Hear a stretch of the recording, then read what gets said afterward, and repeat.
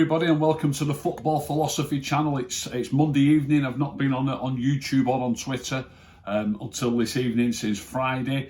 I've been observing the blackout for the long weekend, for the bank holiday weekend, which was targeting stopping social media bullying, cyber bullying, I think they call it.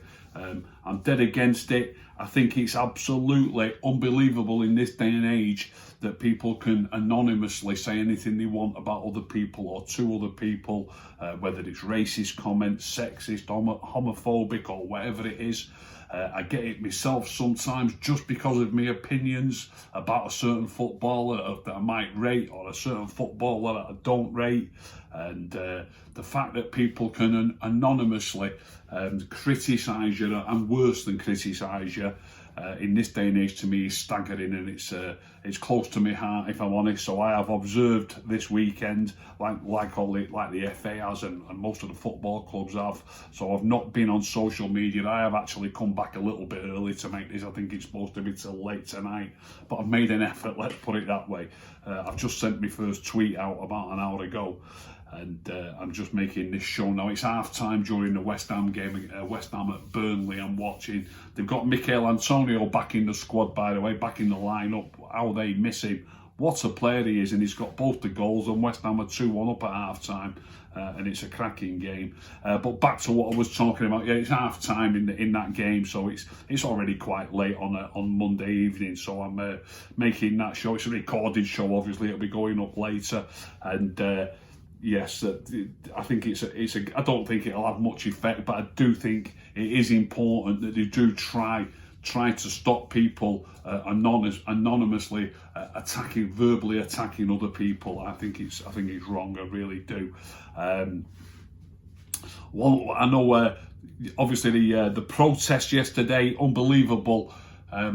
Whether you agree with how they went about it or not, unbelievable, because they did set out to. It's pretty obvious that United fans did set out to have that game abandoned yesterday. When a few of the lads invaded the training ground last week, and they had a sheet that they held up that said on it, I think it said word for word, I think it said, "We decide when you play." When I saw that, when it was on social media, they put photographs up on social media. When I saw that, I actually wondered what it meant. I thought it was an unusual slogan to have written on a sheet, and a banner, or whatever you want to call it. It looked like a bed sheet to me, but it just surprised me when I saw it. I thought, "We decide when you play," and I really didn't grasp what it meant. And then lo and behold, a few days later, or a week later, whatever it was, there's a big effort, and it was a successful effort to get the game postponed. A lot of people won't agree with that. I was looking forward to watching the game myself, but if anything can get the Glazers out, I mean, it is astonishing that basically they've said in advance, "We'll decide when you play," and then the fans have made it, decided really on the day that you're not playing today. And I think if that doesn't send a massive message, whether you agree with how they've achieved it or not, and I don't agree with a lot of the things that went on, a lot of the things I don't agree with, but as I say, they did achieve what they were aiming to achieve. They more or less predicted in my opinion, they more or less predicted what they were going to do. They decided that game was going to be off, and it was off. And if they've got that power, I don't know whether they would have that power to do that again. But that must be surely in the minds of officialdom, the Glazers, etc., the club, the police. So whether there'd be a much larger police presence if there was another protest to try and nip it in the bud, I really don't know. But I do find it amazing that they've basically predicted that they were. In my opinion, they predicted that they were going to get that game abandoned at the weekend, and then they did manage to get it abandoned. Millions of people around the world waiting to watch the biggest game on the English calendar, on the Premier League calendar. I was really looking forward to the game myself, and I was gutted that I didn't have a game to watch. But I do understand what the target was, and I do get the idea.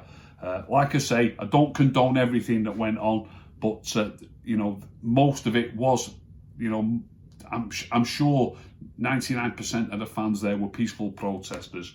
And they might have been enthusiastic, but 99% of it, for me, was peaceful protesting. And every single individual does count, by the way. That brings me back to the social media bullying.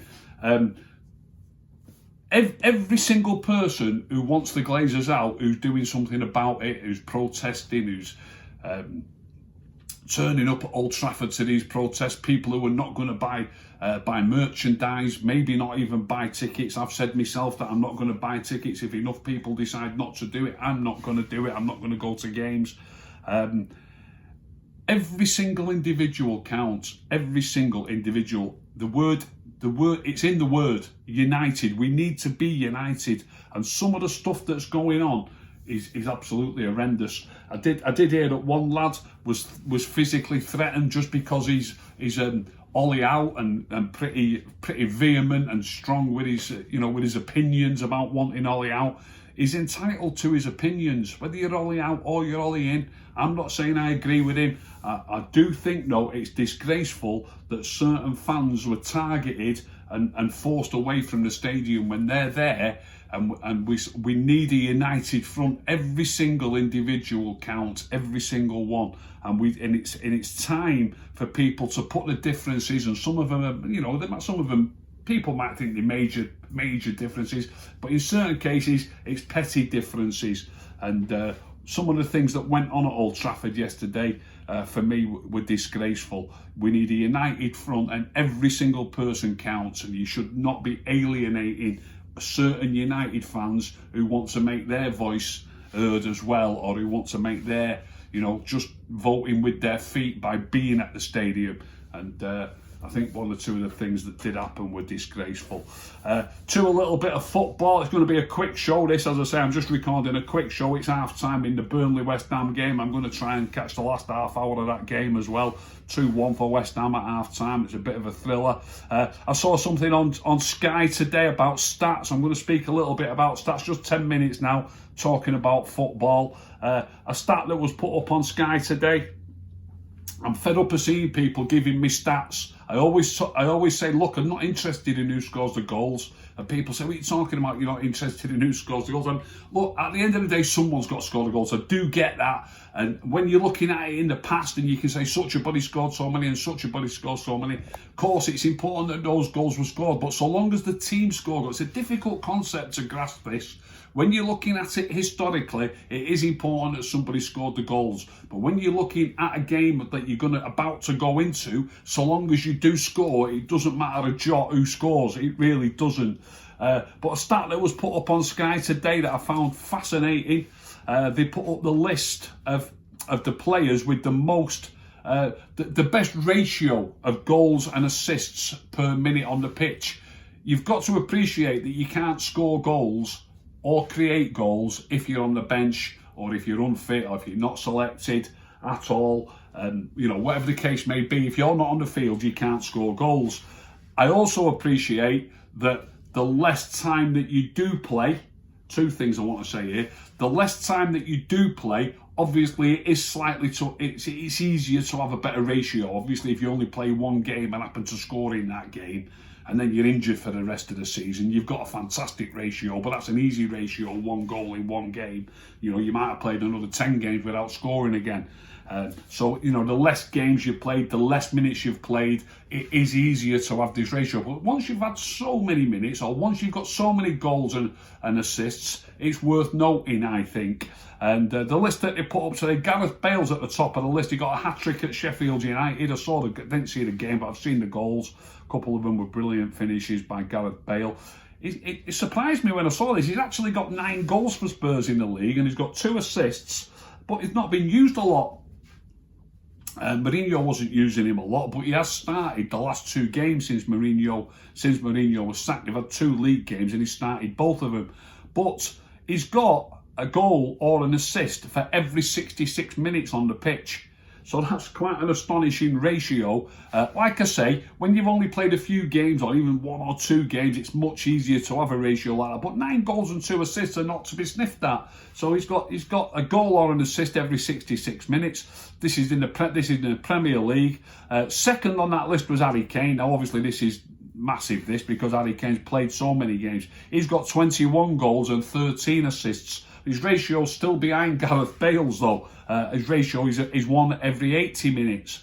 So, obviously you wouldn't expect Gareth Bale to be able to keep that up, but it's still, I find it interesting that he's top of that list. It's not as if he's only played 1 game, as I say. And then third on the list, Jesse Lingard.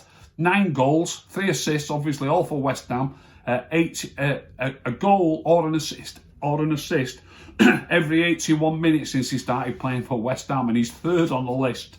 Again, as I've said, aided, I think, by the fact that he's not played quite so many, like Gareth Bale has been aided by that, not played so many games. And Kelechi Iheanacho at Leicester, 10 goals and 2 assists, a goal or an assist every 96 minutes. Another player, he wasn't really in favour at Leicester, and James Maddison got injured, and Iheanacho's then formed a partnership with Vardy, and it's a partnership that they're going to have difficulty breaking up, I think, at the moment. So Iheanacho's 4th on the list.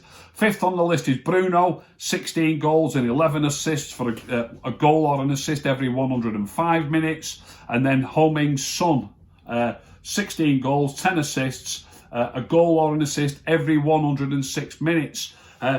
So, as I say, stats are not for me. I've just read those stats out, and just to show a point in that, 3 of the top 6 on that list are all Spurs players, and yet Spurs are not even in the Champions League places, are they?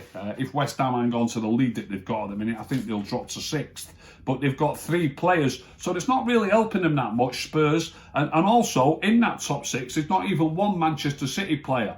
So what does that say about stats? Manchester City are running away with the Premier League, and they haven't got 1 player in the top 6 when it comes to goals or assists per minute. So goals and assists, stats, they can be held up, and you can sort of say, look how good it is, and then people say, look how important it is that such a body's scoring so many goals or getting so many assists. Doesn't seem to be affecting Manchester City, and with Spurs having 3 players in the top 6 there, it's also not really helping them as much as Spurs would like to be higher than 6th in the league, wouldn't they?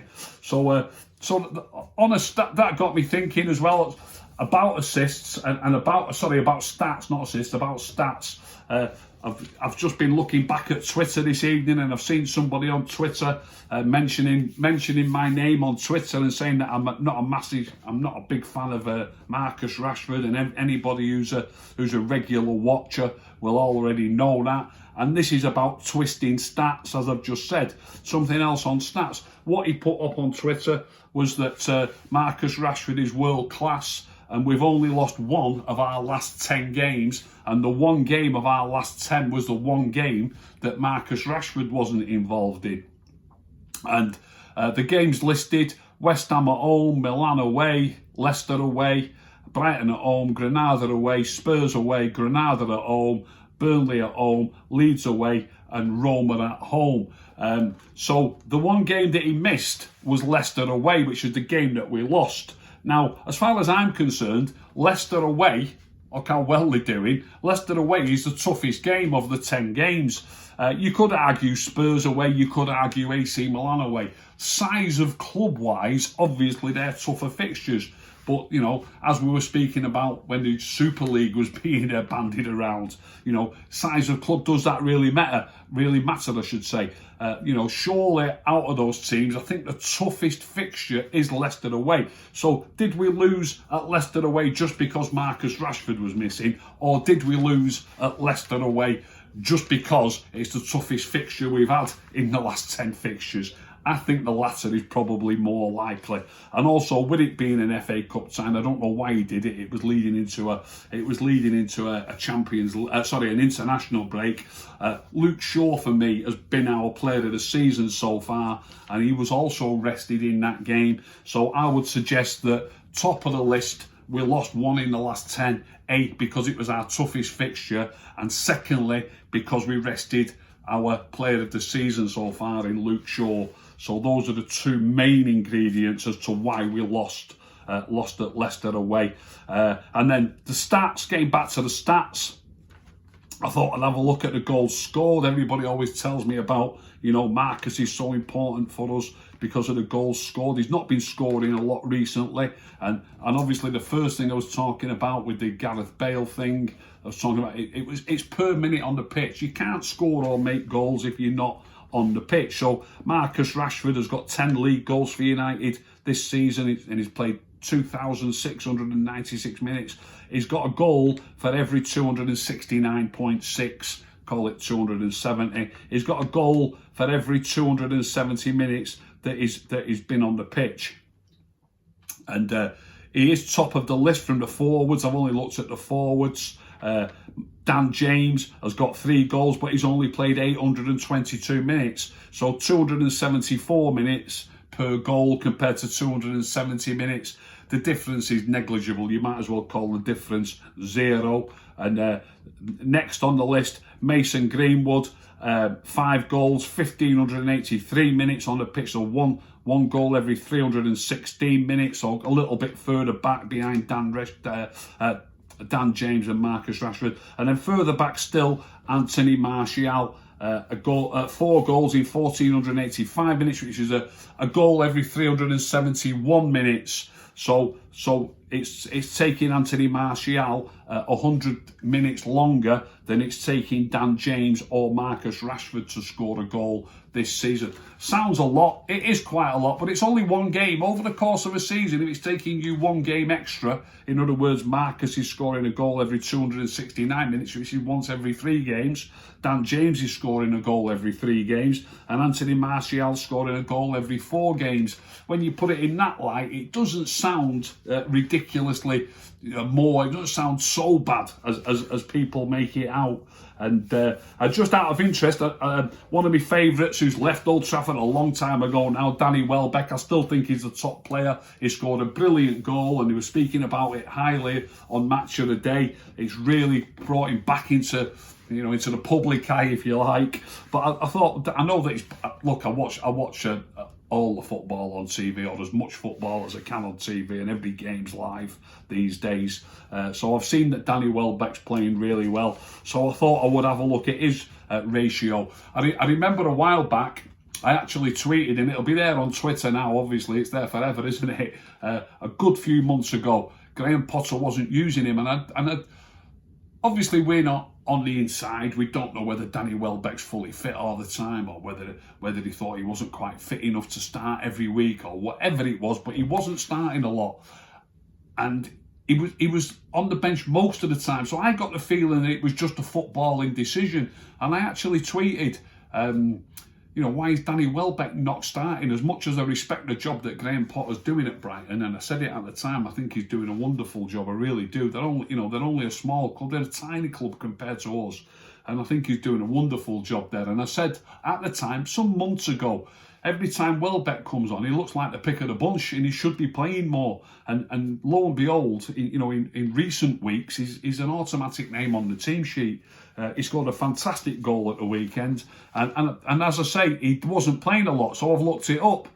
1,350 minutes he's played, that's all, but he scored 5 league goals, and his 5 league goals have taken him 270 minutes per goal, exactly the same as Marcus Rashford's ratio, twice as many goals, but in twice as many minutes. And as I said as well, the same ratio, or virtually the same ratio, as Dan James, a goal every 274 minutes. So stats can be twisted. What am I saying here? Do not get me wrong. I'm not saying for one moment that a player scoring as many goals per minute as another player proves that he's good. I'm not saying that. I'm not saying a player. I've included Anthony Martial, who's probably my favourite. Well, he is. He's my favourite United forward. I think he's the pick of our forwards. But sometimes it doesn't go for you. Anthony Martial's ratio is the poorest of the lot on there. But I've included it. I'm including it. There's nothing to be embarrassed about. This is football. It sometimes doesn't go for you in front of goal. It's about how you play. It's about how the team play. It's about how you link up with your teammates and get the team playing well. And then, like I say, it doesn't matter who scores the goals so long as you do score the goals. And we are, United are scoring a fair enough number of goals, and they are second in the league. It isn't going too bad. So I think Martial's our best forward, but on the goals ratio is at the bottom. So I'm not saying it proves anything whatsoever. What I am trying to point out here is the amount of people that say to me, look how many goals he's scored, to say, they're the ones that are using it. They're saying he's the best because he scored this many goals. Well, I'm showing there that, per minute on the pitch, he's not scoring many more, if any. He's not scoring any more goals than anybody else. So it doesn't prove anything. It really doesn't. So that's that. I think I've run over into probably, 5 or 10 minutes into the second half of that game. It really was an enjoyable game. I'm going to go back to it. I hope West Ham win it. I'd like to see them keep the pressure on and make it an exciting running. Imagine West Ham qualifying for the Champions League. Can't see them doing it. But if they win this game tonight, they're only 3 points outside the top four with a few games to play. So always say you don't know. So I'm going to get back to that. I hope you've enjoyed that little show. I'll be back tomorrow. If you've enjoyed that show though, please tell all your friends. Please subscribe.